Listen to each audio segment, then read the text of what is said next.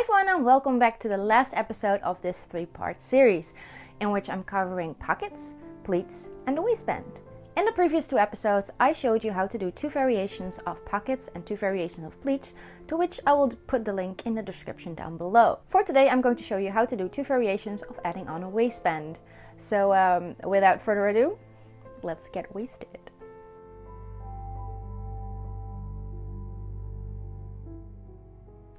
Alright, so I have already prepped my waistband and I'm going to walk you through all the steps that I've done in preparation of it. For this particular waistband, I'm just using the fashion fabric as the actual fabric, and I just enhanced it a little bit with iron-on interfacing. So in our previous video we established that my waist measurement is 73 centimeters, and we added 1 centimeter of extra ease to take up the curve of the waist. Now usually I have at the back, so when it closes in the back I always have the hook on the right side and my eye or bars on the left. Now you usually want a little bit of an overlap so you have a little bit more body to hook it onto. So I've used 2 centimeters of overlap.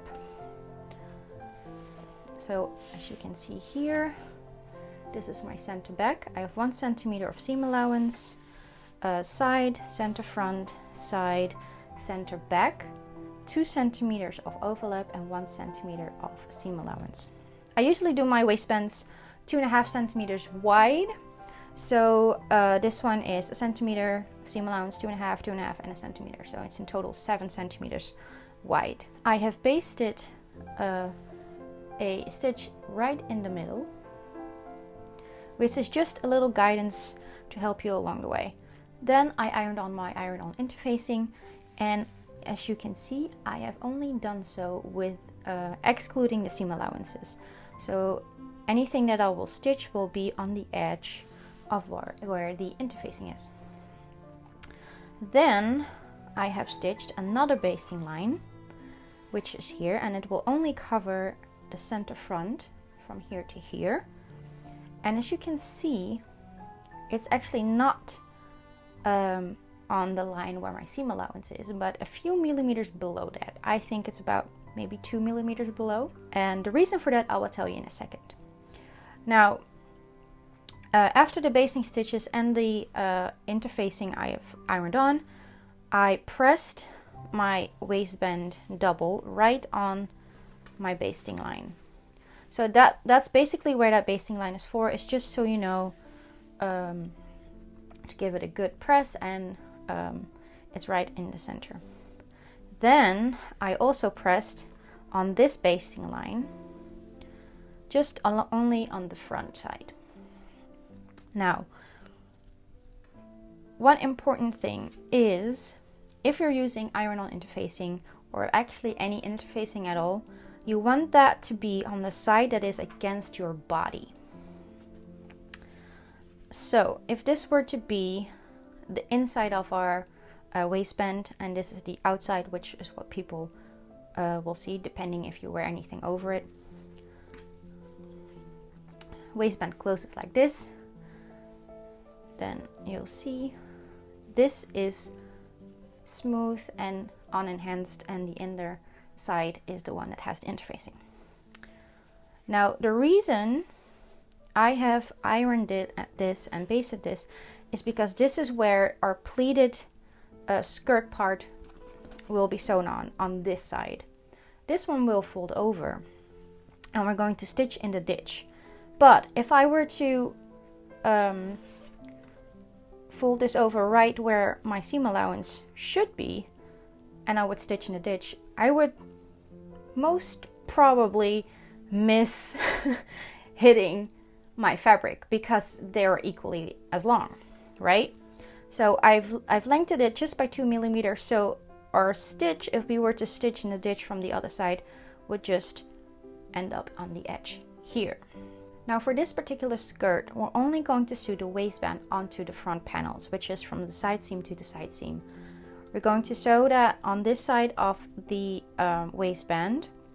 then we're going to fold it over inside out, and then we'll stitch inside out, right sides together like so, and we're going to turn it out, and that's where we're going to hand sew our cartridge pleats to. Right, so we're going to take our skirt that we made in the previous episodes, and let me turn it around. So here we have our center front, which is where our pleats go to. And we're going to line that up with center front of our waistband. Now, if you really want this to be touching each other, actually a little trick is to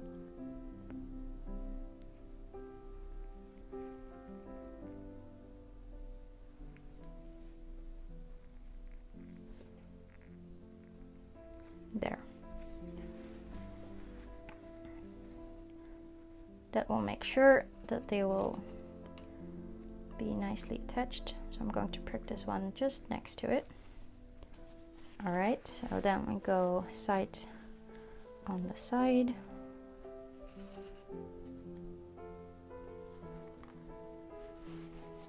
Now, one thing some people might do is they make their skirt according to their waist measurement, and then they just cut out of a strip of waistband, and they start center back and they just pin it and end up wherever center back ends up. And then often it happens that usually their waistbands or the skirts turns out to be too wide, and that is because while you're processing your skirt, this might stretch, especially if we're working on a curved waistline.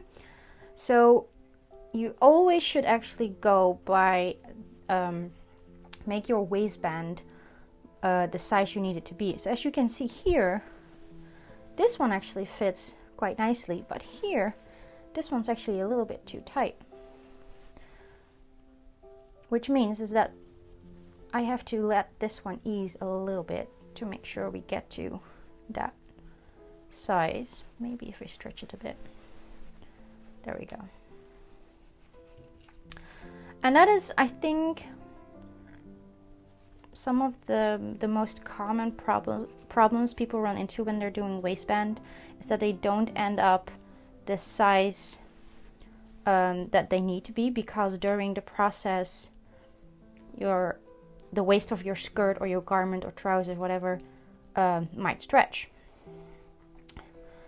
And so it's always quite important to keep checking that it's still in the supposed to be measurement. Anyway, so we've pinned on our waistband, and am I missing something here? No, I'm not missing. I was like, wait a minute, where's my pocket? That pocket is here because we've only done one. So yeah, what we're going to do is we're going to sew this on 1 centimeter seam from there to there. And I'm going to show you how to do the end bits. Alright, so here is the waistband sewn on. As you can see, this is all it has, and because we already pressed a waistband, you can see how already neat it wants to fall. Here you can see that the pleats really nicely, perfectly touches each other. One thing I forgot to mention is, if you do remember, there was a basting stitch that basically was marking my seam allowance on the skirt. Do remove that before you stitch on the waistband, because otherwise you'll be stitching over a basting stitch, and it's really, really freaking annoying to unpick that or to remove that basting stitch when it's already sewn on. So yeah, remove that before you sewn on the waistband. Let me show you from the inside. So this is where our reversed pocket is. The seam allowance are facing towards center front. This is our side. This is where our pocket is. Now, if you do not have a pocket here, then this is how that looks like. Again, seam allowance are facing to the center front. And this is where the gathering stitch is. And you can already see that that perfectly lines up right there. Now, what we're going to do next, I'm gonna turn it inside out, and we're going to stitch the back parts.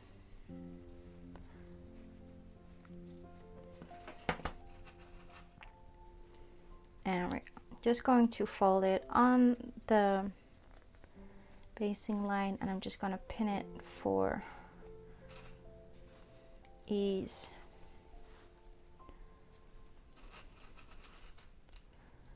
Right. Now, we already have pressed our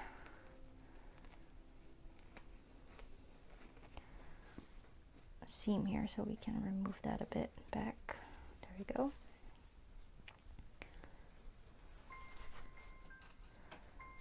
I'm just gonna put one here, and then this is going to be a little bit tricky.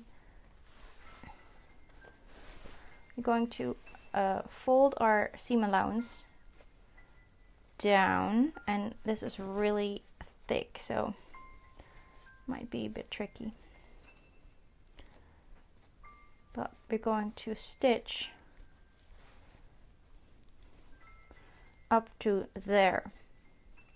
So we're going to stitch up to where the skirt starts. So if you can see, seam allowance, skirt, seam allowance.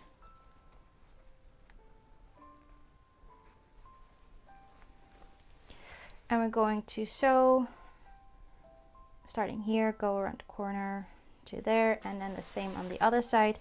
This is the side that has the overlap, so we're not going to stitch this on center back, which is here, but we're going to stitch it on the seam allowance. All right, so the end sides are sewn, and if you can see this, they line up right where the back panel starts. Now, I'm going to trim a little bit away of the seam allowance, just because, especially with the pleats in the front, it's a little bit bulky. Let me turn it this way. So I'm gonna cut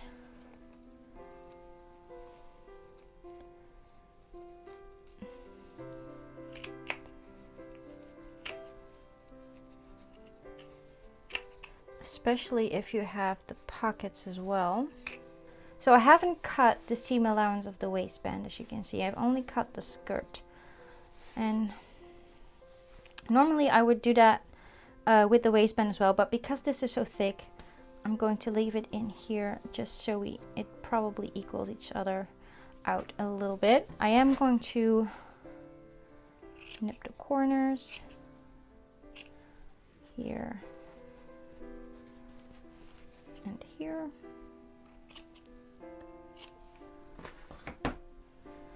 Now let us do one check before we turn. Yeah, there we go, 47. All right, now this is going to be a bit of a tricky part. Well, tricky, it's a bit of a hassle. Now that we have turned them inside out, I have pressed them. I also pressed a little bit here to make sure that the waistband is pressed nicely open in comparison with the pleats. And as you can see here,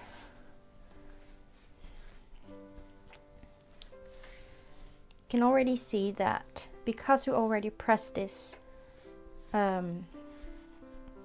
down before we put on the waistband, it already nicely falls in place.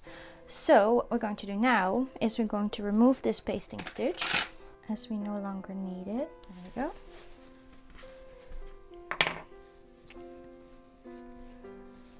And what I'm going to do is I'm just going to baste this down by hand, the waistband, before we go and stitch in the ditch. All right. Make sure all the seam allowance are facing up and they're nicely tucked into the waistband.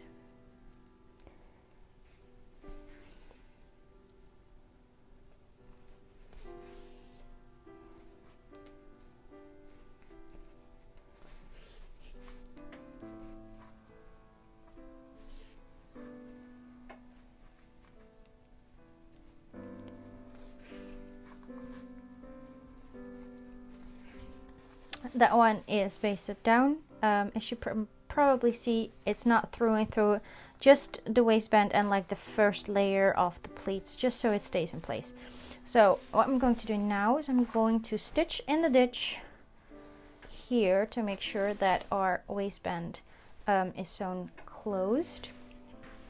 All right, so you can see it a little bit here, but this has been stitched down, and as you can see here, I did not fall off the waistband, so it's sewed down nicely. So yeah, we can go and take all the basting stitches out. Yay!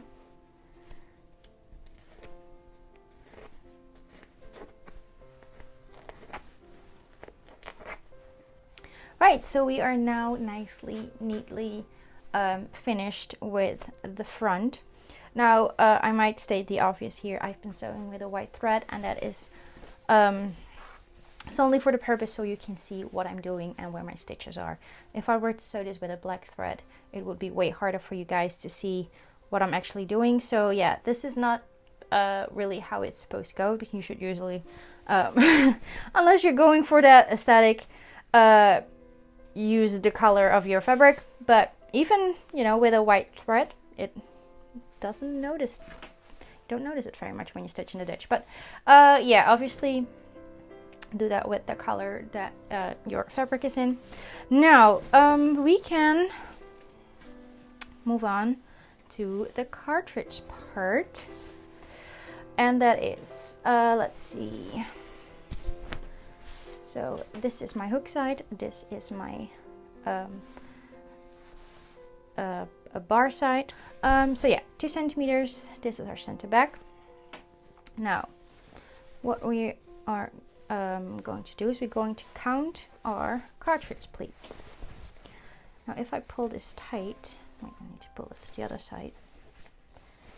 You have our very first pleat here. This one.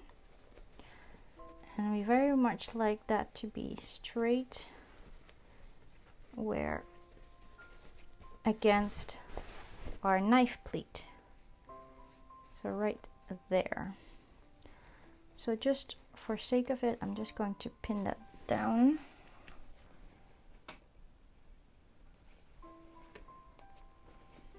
Right. Now we're going to count how many pleats we have. So I double checked on both sides. We have 37 pleats on either side. Because you're working with millimeters with the cartridge pleat, it might be possible that you have a pleat more or less on either side. So what we do have here, this is 19 centimeters. So we're going to divide 19 centimeters by 36, not 37, 36, because we need to divide it by the spaces in between our pleats. So you always have to subtract ones. So 19 divided by 36 is 0.52 centimeters, which means that we're going to mark every other ½ centimeter or 5 millimeters. I'm going to mark that, and that's where each pleat will be attached to. Now that we have divided our waistband into 36 equal pieces, we can go ahead and start sewing the waistband. Now I'm going to use some hand thread. This is Saba 30 from Aman, and it's the same one I use for the gathering stitches of the cartridge pleats. So I'm not using basting thread, I'm actually using thicker hand sewing thread. So I take my thread, I have a knot on one end, and I'm gonna pull my waistband forward. There you go. And then I'm gonna go and get my first pleat here. And I'm gonna line that up right there, next to right where my knife pleat ends. Not catch the waistband. All right, so I'm gonna pull that. The first one is also always a little bit hard. There we go. Now I'm going for the second time in to secure that stitch. There you go. And then I'm gonna go diagonally to the next pleat. I'm going in there. Let me see where that is the next. So this was my first pleat and my first stitch, second stitch actually. Now third, I'm going diagonally to the next one. And make sure that your waistband is even with the cartridges. Even. So you've gone diagonally, and then you're gonna go again and secure that pleat. Then the next.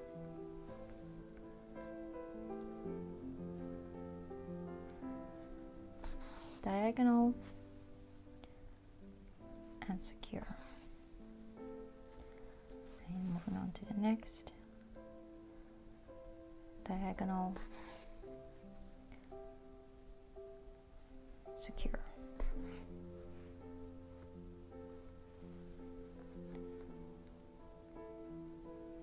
Diagonal,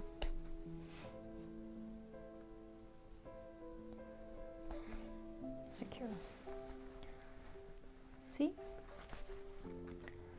And then when you're wearing your skirt, so your waistband goes up your body, and then the pleats will basically hang from the bottom of your waistband.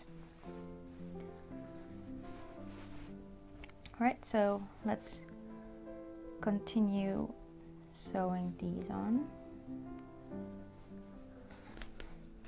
Alright, so here is the back all done. This is how it looks from the front.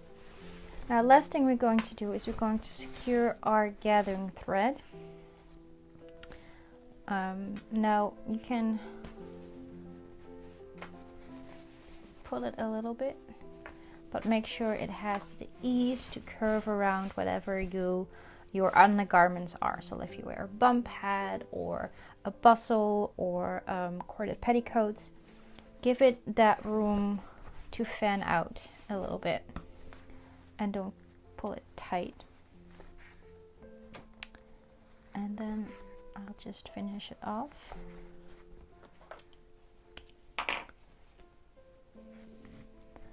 And do that with the other ones as well. Alright, and that is this one done. Now obviously you're going to want to have closures on here. I'm going to do that, but I'm not going to show that on this video, as I already have done a video on closures, and it's basically the same principle. So I'm going to sew my hooks and bar here. If you want, you can add some poppers here so these stay closed. And this is also usually where I sew my center back seam shut. And I usually leave about 21 centimeters of back opening. But yeah, this is it. Our mini skirt.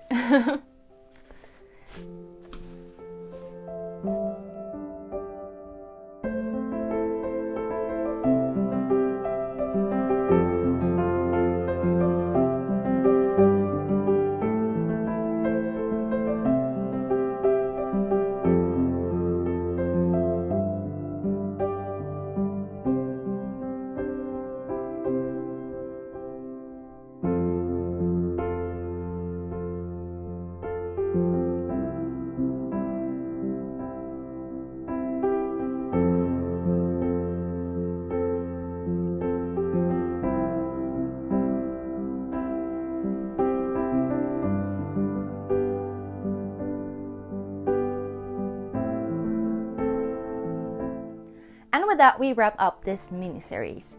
I hope it was useful to you. If it was, please let me know in the comments down below.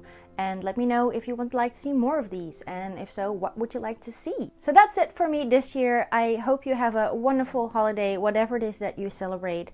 And a happy, healthy, and as the Dutch say, gezellig New Year. Yeah, thank you so much for watching. And I hope to see you next time. Bye!